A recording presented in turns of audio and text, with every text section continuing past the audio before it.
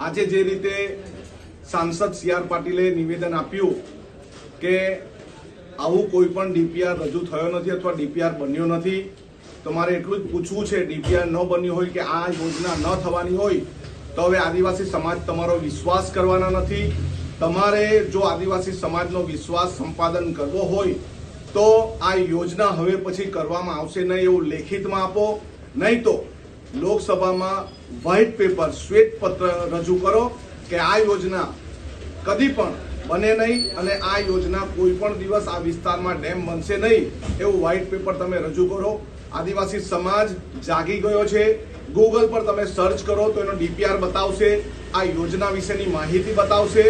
એટલે આદિવાસી સમાજ ભોળા છે એને ભોળવવાની કોશિશ નહીં કરો, આદિવાસી સમાજને મૂર્ખ બનાવવાની કોશિશ નહીં કરો.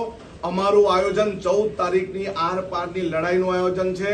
અમે એ દિવસે ધરમપુરમાં મોટામાં મોટી રેલી કાઢીને આદિવાસી સમાજનો જન આક્રોશ લોકો સુધી પહોંચાડીશું.